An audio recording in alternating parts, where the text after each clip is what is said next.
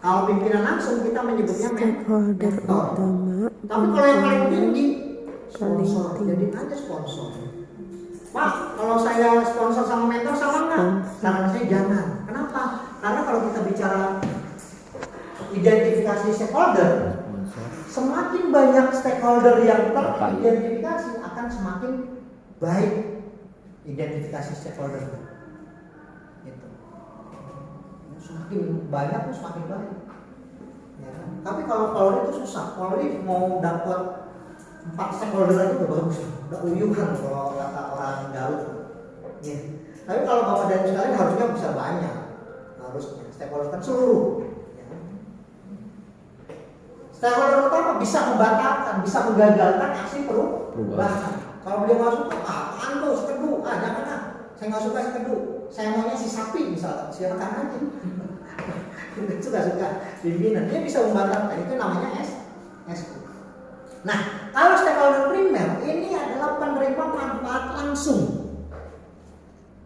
Jadi cek tadi Bu Siti ya kan, bikin aplikasi Shiriko. Shiriko itu siapa yang menggunakan nanti? Yang memakai siapa? Hah? Yang jadi keuangan, Subah keuangan. Siapa aja? Bu?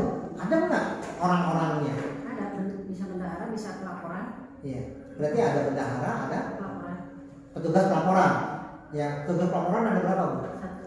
Ada satu. Kalau kecamatan kan terbatas, Pak. Oke, ya ada bendahara, ada petugas pelaporan. Berarti 2. Berarti bendahara dan petugas pelaporan adalah stakeholder primer. Oh, satu lagi pengurus barang. Nah, pengurus barang 3 berarti. Nah, itu adalah stakeholder primer. Dia penerima manfaat langsung dari inovasi yang kita buat. Gitu. Ya, jelas ya. Inovasi kita apa? Ada yang makin nggak? Nah, itu stakeholder primer kita. Kalau sekunder itu ada penerima manfaat tidak langsung, Bapak dan Ibu sekalian. Kalau contohnya gini, SOP pelayanan rumah sakit, SOP-nya yang pakai itu front office di petugas pelayanan. Stakeholder sekundernya siapa? Pasien atau masyarakat, biasanya gitu. Stakeholder sekunder. Oke, sudah sampai di sini ada pertanyaan? Dari stakeholder ada internal, eksternal, ada lawan, eksternal, ada SU, SP, SN. Nah, laten, ya, defender, apa? Ini ya. Ini berdasarkan ketertarikan dan pengaruhnya. Jadi kalau kita bikin namanya kurva kuadran,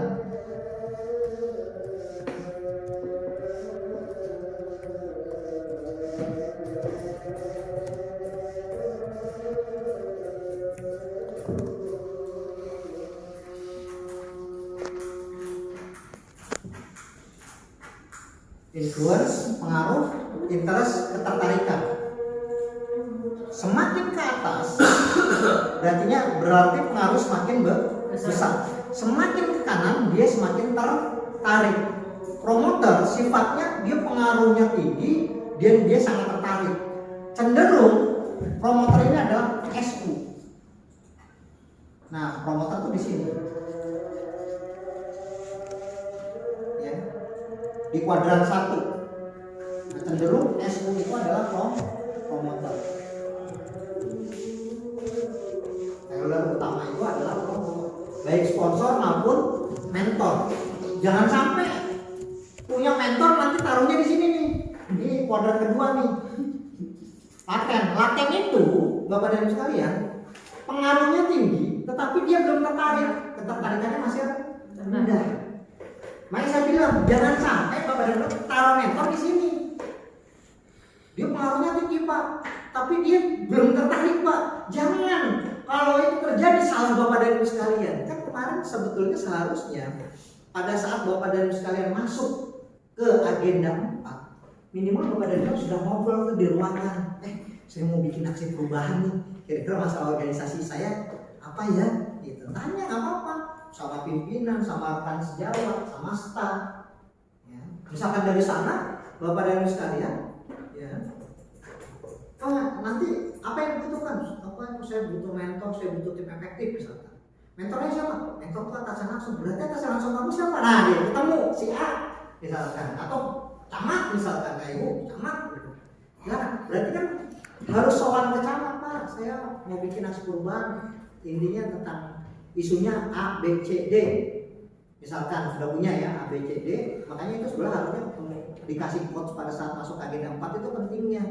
Bapak dan Ibu sekalian sudah melakukan tadi identifikasi isu atau identifikasi masalah. Tanya tuh ke mentornya, maunya yang mana, mau dipecahkan, tuh itu bisa. Namanya itu adalah kalau dalam ilmu sosial itu atau dalam ilmu manajemen strategik itu namanya professional option. Ya, professional option itu atau pilihan dari pihak profesional. Profesional ini pihak ini bisa dari pimpinan, ya, bisa dari akademisi. Misalkan ada akademisi tertentu dia ngangkat teori, ya kan, ternyata pilihannya terkait inovasi Bapak dan Ibu trennya lagi ini. Nah itu boleh tuh dijadikan pilihan.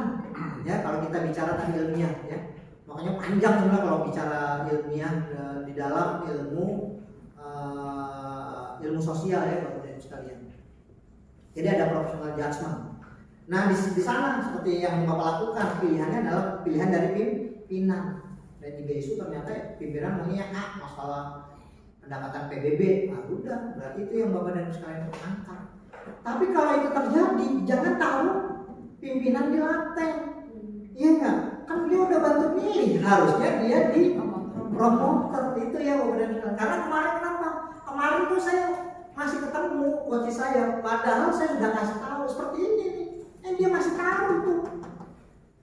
Begitu saya coba gali setelah seminar, saya tanya, sebenarnya ada masalah apa sih sama? Masih ada masalah tuh Bapak dan Ibu sekalian. Ya Pak, sebetulnya mentor saya nggak mau jadi mentor. Beliau itu kurang berkenan, nggak tahu pernah ada masalah saya Pak sama beliau.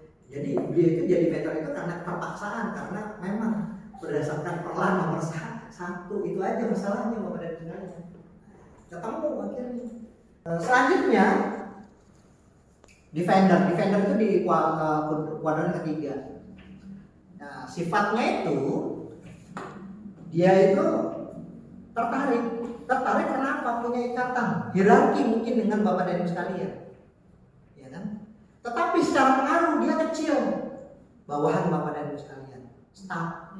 Nah, makanya di sini ya ini staff Bapak dan Ibu sekalian yang di bawah Bapak dan Ibu sekalian, atau masukkan tim efektif ya itu di sini di defender yang selevel Pak, ya, yang selevel kalau di kecamatan kan ada kasih. Selevel belum tentu juga Pak, selevel belum tentu di defender. Kalau memang dia tidak tertarik, ya kan, dia tidak tertarik dan tidak punya pengaruh, bisa saja dia apa? Static. Gitu Pak. Bisa saja dia nggak punya pengaruh, dia nggak tertarik, bisa di sini Pak.